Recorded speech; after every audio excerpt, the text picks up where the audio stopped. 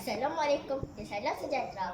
Terima kasih pengurusi majlis, Barisan Pilihan Hakim yang arif lagi bijaksana, guru-guru dan rakan-rakan yang saya kasihi sekalian. Berkat kesabaran, laju cerita saya. Begini ceritanya. Berkat kesabaran, teratap kayu peninggalan Wamilah terletak tidak jauh dari rumah Nurin. Seminggu sekali, ibu akan membersihkannya. Seperti biasa, Nurin menolong ibu menyapu daun-daun kering yang berselerakkan. Dia terpandang kawasan tanah lapang di hujung halaman. Kenangan bersama Wamilah menjemur di ingatan. Dahulu, pernah ada kebun sayur di situ. Selain sayur kampung, Wamilah menanam pokok ulam-ulaman. Walaupun sudah lanjut usia, Wamilah tidak gemar duduk-duduk saja. Katanya, aktiviti bercucuk tanam boleh mengeluarkan peluh. Selain itu, dapat menjimatkan belanja dapur. Apabila tanam sendiri, tiada penggunaan baja, kimia dan racun perosak. Sayurnya lebih sedap dan selamat dimakan. Badan menjadi sihat dan awet muda. Macam Wamilah, nampak muda kan? Begitulah sifat Wamilah kesayangan Nurin.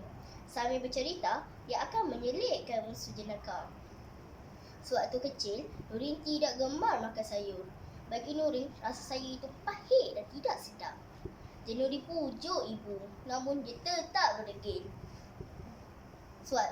Suatu hari, Wamilah bertandang ke rumah. Dia membawakan gulai lemak pucuk ubi. Pada mulanya, Nurin enggan menjamah masakan itu. Wamilah memujuk dan terus memujuk. Nurin pun bersetuju untuk mencuba sedikit. Wah, sedapnya rasa gulai ini. Sejak dari itu, Nurin mula mencuba sayur, terutamanya sayur yang dimasak oleh Wamilah. Menurut Wamilah, sayur kampung boleh dipelbagikan cara penyediaannya. Selain gulai, enak juga dibuat kerabu, digoreng dan dicelur begitu sahaja. Salah satu makanan yang menjadi kegemaran Nurin adalah kacang panjang goreng bersama udang.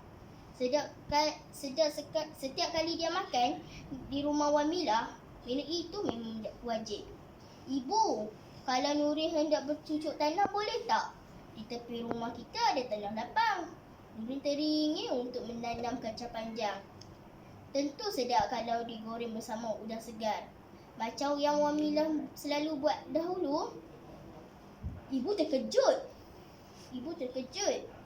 sebaik mendengar hasrat Nurin. Sangkanya Nurin hanya bergurau. Namun apabila melihat kesungguhan yang ditunjukkan, ibu bersetuju. Esok kita ke bandar untuk membeli biji benih ya. Kita berkebun bersama-sama. Nurin boleh menanam kacang panjang, ibu pula terung dan cili. Tetapi Nurin kena janji lakukan yang bersungguh-sungguh. Kerana pokok memerlukan penjagaan yang rapi. Mesti disiram selalu dan dibajar. Barulah subur dan kualitinya baik. Nurin berjanji ibu. Wamilah selalu berpesan berbuat baik sesama makhluk Allah, makhluk Tuhan, termasuklah haiwan dan tumbuh-tumbuhan. Balasan yang baik juga akan diterima di kemudian hari. Ibu tersenyum. Nampaknya pesanan arwah Wamilah meresap jauh dalam jiwa Nurin. Petang keesokan harinya, hendaklah projek kebun sayur mereka.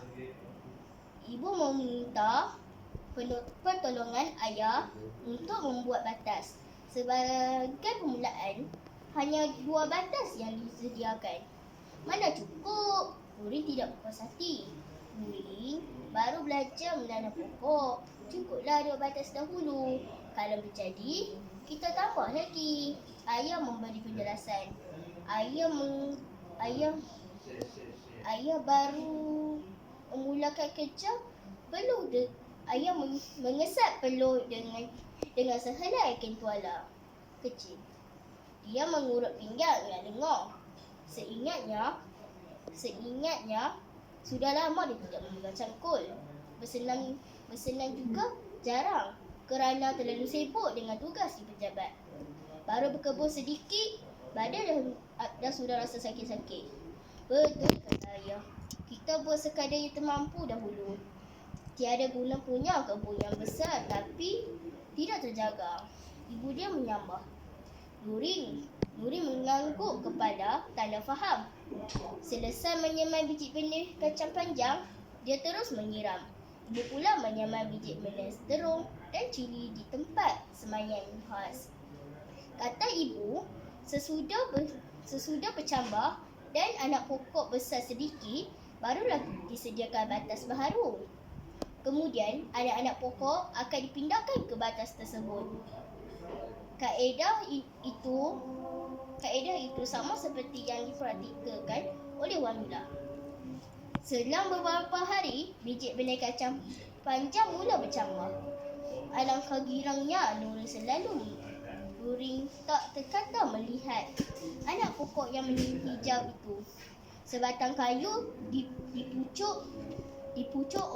dipacak oleh ibu supaya anak pokok dapat memanjat dan melilit.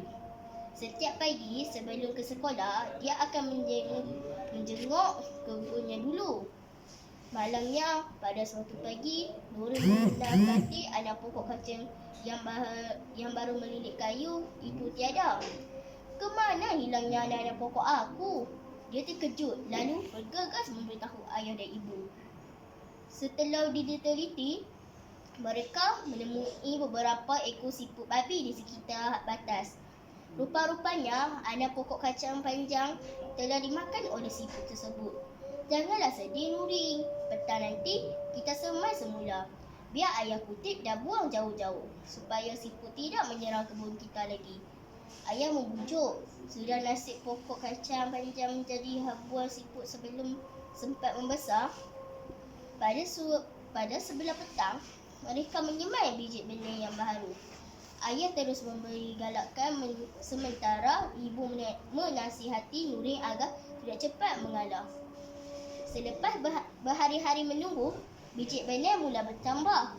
Nurin sungguh seronok melihat anak pokok kacang panjang membesar dan berpaut pada kayu. Mudah-mudahan usahanya kali ini membuahkan hasil. Namun, harapan Nurin berkecas sekali lagi. Pulang dari sekolah, Nurin mendapati anak pokok kacang panjang habis musnah. Banyak yang patah, ada yang tercabut.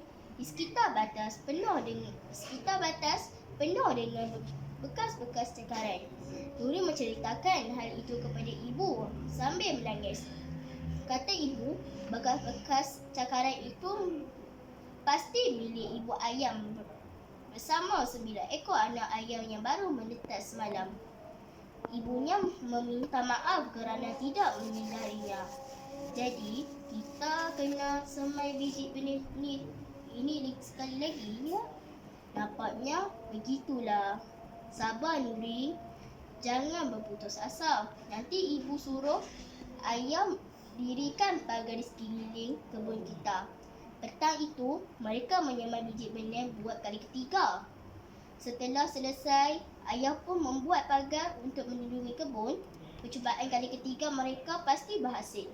Nurin senang hati melihat pokok kacang hidup subur merembun. Anak pokok terung dan cili juga sudah dipindahkan ke batas yang baru. Kebun menjadi luas dan 6 batas semuanya. Tidak lama selepas itu, muncullah kuntung bunga. Nurin bertambah gembira. Sayangnya, 2 hari kemudian, bunga-bunga tersebut gugur. Dia berasa sangat hampa. Pokok yang baru belajar berbuah memang begitu. Belum tentu bunganya dekat dan menjadi putih terang. Jangan risau. Esok lusa mesti keluar bunga yang lain pula. Ayah mencela. Memang betul kata kedua ibu bapanya. Selang 2 hari, kuntung bunga baharu muncul. Hari demi hari, bunga semakin lebat. Sebaik layu dan gugur, muncullah putih. Dari putih bertukar pula menjadi kacang yang segar. Berkat usaha dan kesabaran, akhirnya Nurin berjaya. kacang panjang, terung dan cili sudah boleh dipetik. Nanti kita tanam sayur lain pula. Contohnya sawi, bayam, tomato dan banyak lagi. Cadang luring. Boleh juga cadangan itu. Tidak perlu membeli sayur di pasar lagi. Ibu bersetuju. Selebihnya kita sedekahkan kepada Pak Long Buding, Mak Rajah dan jiran tetangga yang lain.